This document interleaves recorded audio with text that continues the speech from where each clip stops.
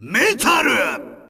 I've noticed that a lot of popular video essays, retrospectives, and analysis videos relating to media like games, shows, or movies are always about things related to nostalgia, influence, or a childhood passion of the individual making the video. It could be stuff like the game that taught me to love the medium of gaming, the show that made me a better person, a book I've always loved as a kid and still love as an adult. While I'm not immune to this myself, as I do have topics I've covered that could fall under this umbrella, most of the topics I've covered or interested in covering right now have to do with stuff I'm experiencing for the first time and want to write about right now. It could be old or new, but the point is, I just watched or played something cool and want to talk about it. I'm always searching for new experiences, either in subgenres I'm already in love with, or going out of my comfort zone to find a new thing to get obsessed with. Part of this is because I want to be a multifaceted person with a varied media palette as a media analyzer on YouTube, but another part is due to my sheltered upbringing. I had a very limited amount of games and shows I could choose from as a kid, with constant restrictions on what I can't watch, so nowadays, to connect with friends around me in my own weird way, I'm always picking up media recommendations of all kinds. It could be animation, prestige TV, books, or even absurdly bad movies. I may not fully get into them the same way my friends are getting into them, but I'm always happy for the experience. All of this is to say, I have no nostalgia or childhood connection to the character of Metal Sonic. I love the Sonic franchise and liked Metal fine enough, but not on a deeper level than he's been a cool robot for most of my life. However, one day something in me snapped, and now you're gonna listen to me yap about this fictional robotic hedgehog for longer than I needed to. So, Metal Sonic covers quite a few character archetypes I quite enjoy in various media, with the big one that I'm gonna break down before we begin being the antagonistic rival character. The antagonistic rival is usually a twisted reflection of the hero, with some of my favorite examples in gaming including Virgil from Devil May Cry and Henry Cooldown from No More Heroes. Both of these characters are more refined and businesslike in their appearance than the protagonists of those games like Dante and Travis Touchdown, who are wild dorks who speak their mind no matter the situation. These rival characters are cool not just because they're cool as standalone antagonists, but because their mere existence conflicts with the protagonists of their series, creating a fun dynamic whenever the hero or rival are on screen. Of course, these characters have their own motivations to themselves, but to most of the audience, their core appeal is as a rival who is a parallel to our hero. You can't imagine Virgil without Dante, or Henry without Travis, but on the other hand, Dante existed in 2 games without Virgil being a presence, and Henry's an unlockable secret boss in No More Heroes 1. While these rivals enhance the narratives they are a part of, some could say they aren't necessary to our hero's story. However, sometimes rival characters can either join alongside the protagonist as an equal in the story, or use their unique characteristics to branch out into their own new ventures. Take, for example, Sonic's main competitor, the character he can be considered a rival to in a business way, Mario. In Mario Land 2, we were introduced to Wario as an evil Mario who only cared for himself and money. So despite appearing in every Mario sports and party game under the sun, the only time he co-starred with Mario in another platformer was Super Mario 64 DS. But that's okay, because he got his own range of games, the Wario Land and WarioWare series. There, he got to break away from solely being a bad Mario and got to take his money-hungry antics around the world, making new friends and co-workers along the way.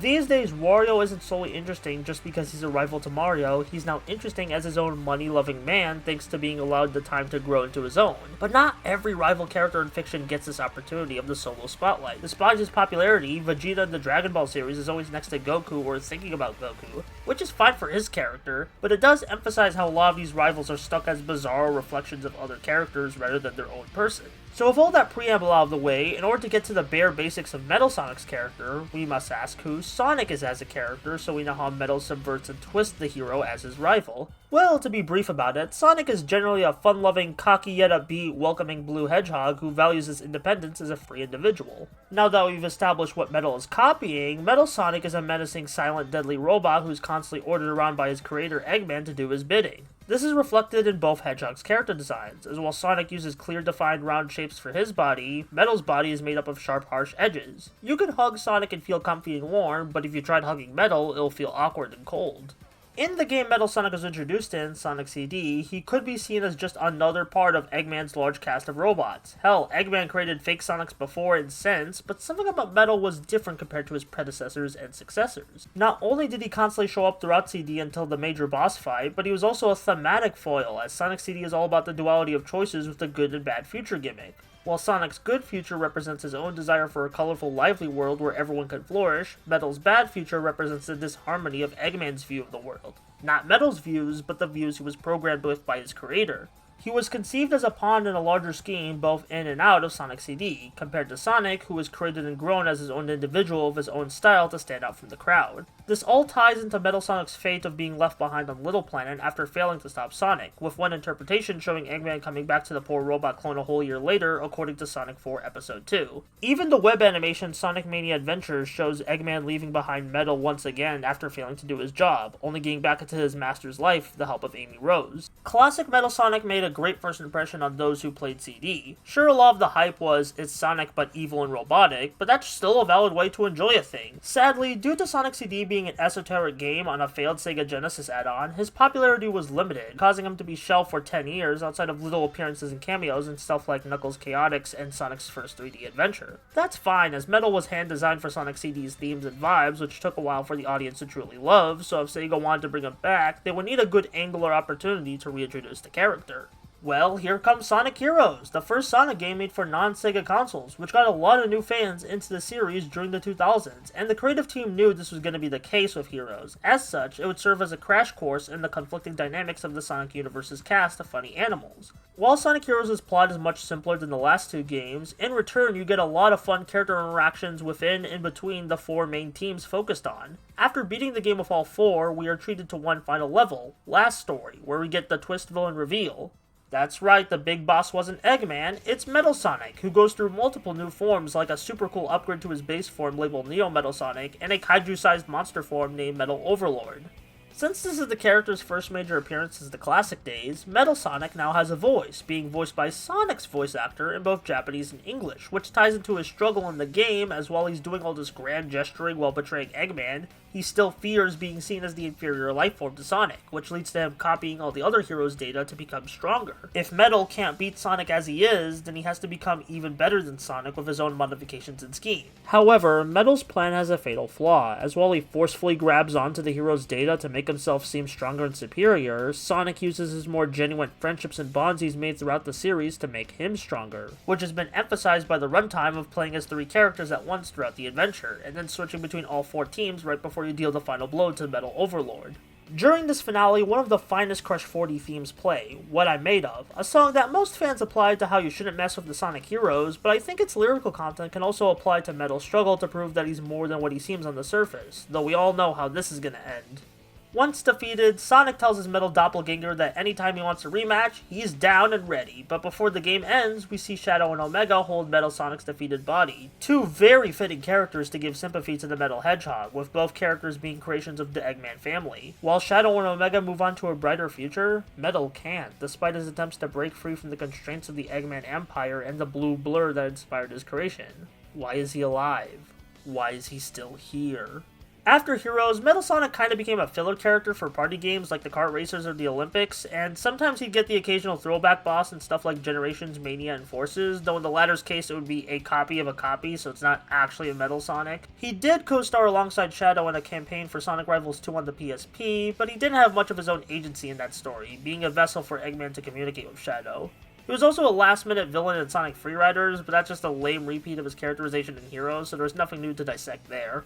And that's Metal Sonic and the core Sonic video games. I'd consider him quite the tragic rival both in and out of the Sonic series. Yeah, he's had his time in the spotlight in games like CD and Heroes, but whenever he gets that sweet screen time, he's always being controlled by Eggman as another one of his bots, or fighting to break Freeman's identity as a robotic Sonic clone, something Metal has yet to do in the game. And his last major moment of characterization was in Heroes, over 20 years ago. Since then, it's been repetitions of that. I think there's many reasons why Metal hasn't shown up compared to the other Sonic rivals. There's Sonic CD being a black sheep for so long, there's the introduction of Knuckles and Shadow a few years after CD, characters who are more popular with fans, fit the similar rival archetype, and have their own unique appeal outside of being a variation of Sonic, and there's the 2010 Sonic identity crisis, which got most of his pre-existing friends and foes sidelined, something we're only now recovering from in the games between Frontiers and Shadow Generations. However, video games aren't all of the Sonic franchise's output. There's so many Sonic stories that people have fallen in love with in comics, cartoons, and now movies, so let's see how Metal was portrayed in other mediums, and see if there's a little more to uncover about our favorite menacing Metal Hedgehog.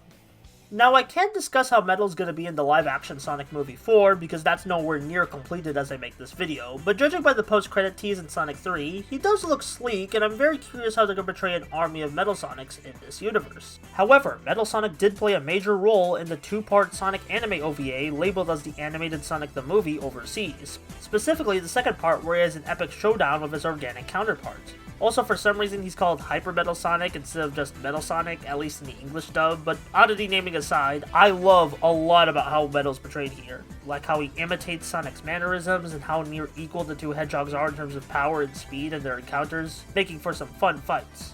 The two hedgehogs' battle ends in quite the emotional scene, where Sonic tries to save his robotic doppelganger from falling into the lava, but ultimately failing as Metal proclaims they can only be one Sonic, further proving Metal Sonic's inferiority as the wannabe inorganic clone to our way past cool hero. The only other animated appearance Metal Sonic has had was in the Sonic Boom cartoon. In an episode he was barely in, so nothing of substance to write about here.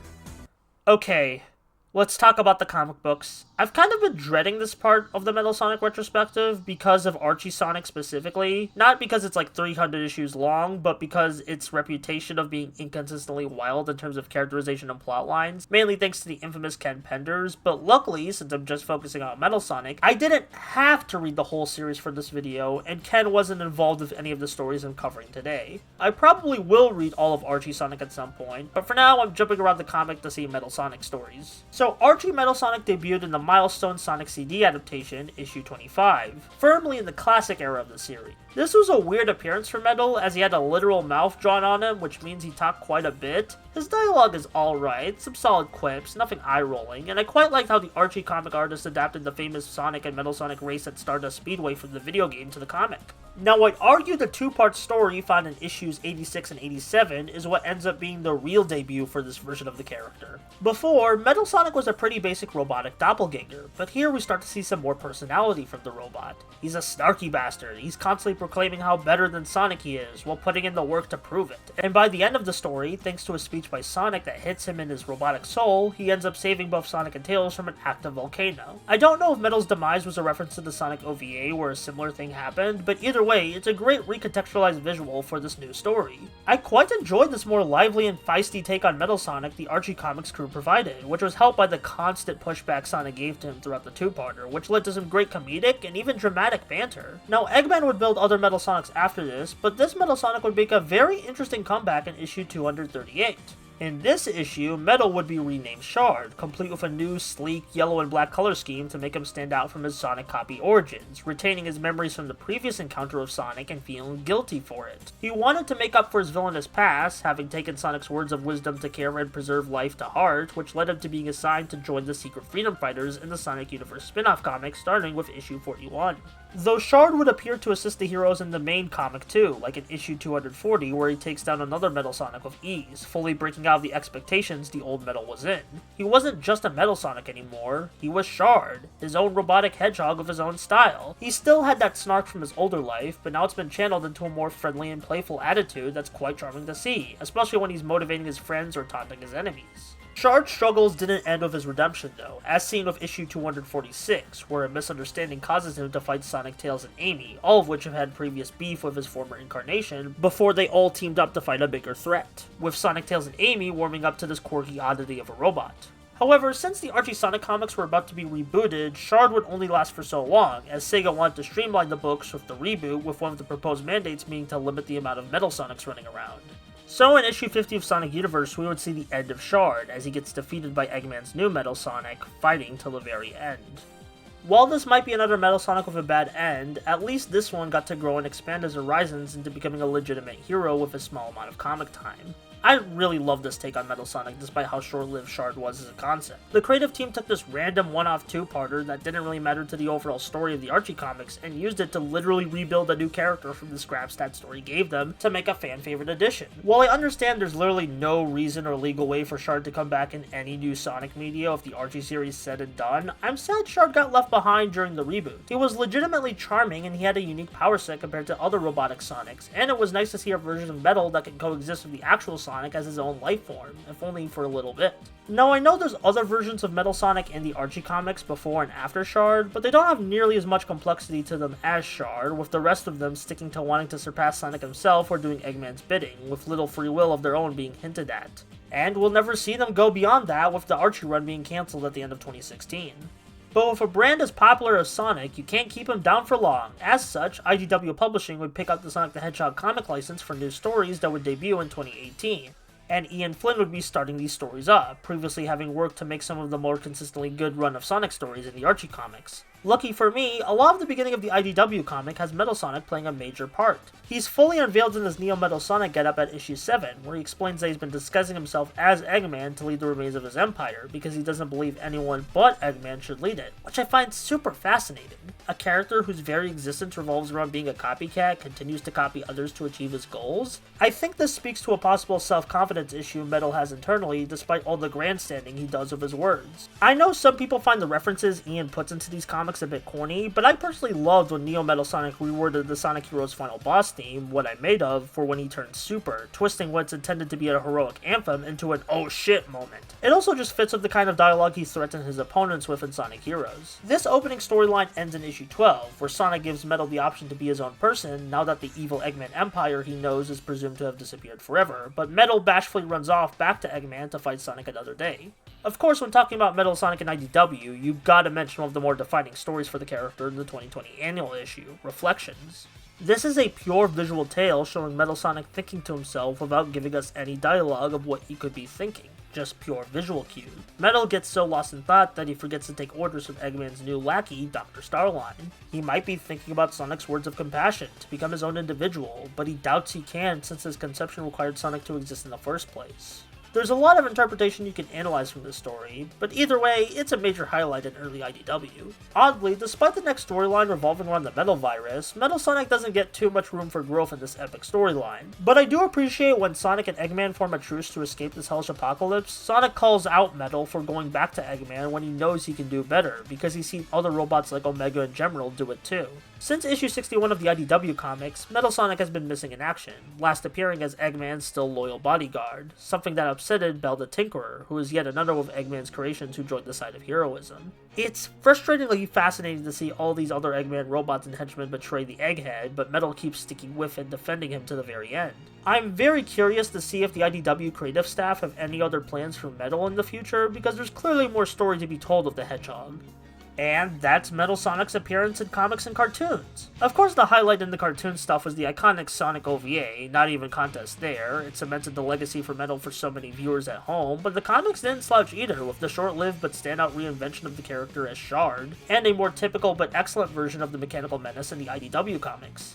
It's great to see other mediums treat the Robot Boy so well. But with that, that's all the official Metal Sonic media I have to present at this time. I could say these appearances are enough to make him my favorite Sonic character, a badass robotic antagonist who wants to escape and surpass comparisons to his original counterpart, but that would be a lie.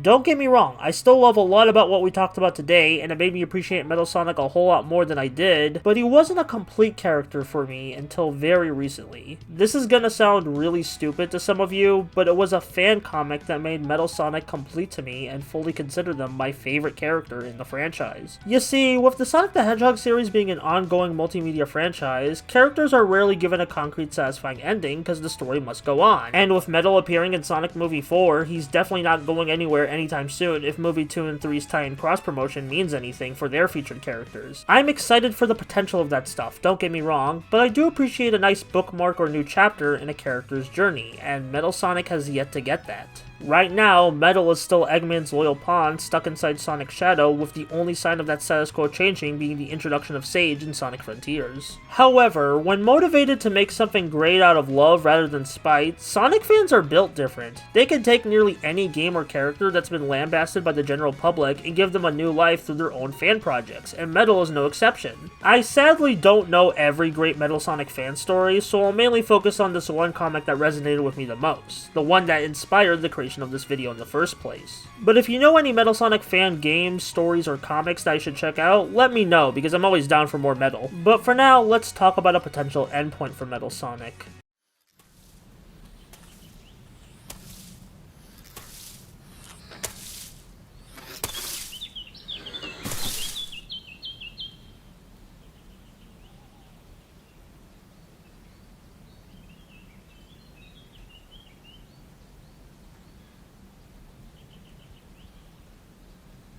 Good Future takes place a year after Eggman's death, with Metal Sonic reflecting on the past year without his father, without his master, without the man he devoted most of his life to. Since Eggman's passing, Metal has joined Sonic's band of friends to mixed results. Tails and Omega are reluctant to redeem them, with the latter getting into fights with Metal, while Amy and Cream are eager to include Metal in any activities. As for Metal's robotic siblings, Belle still keeps in touch with them, but Metal envies the kindness and warmth she was built with, secretly wishing to be more like her. On the opposite end, Metal and Sage grow apart, with Metal longing for the empathy Sage got that he never received. And Sonic...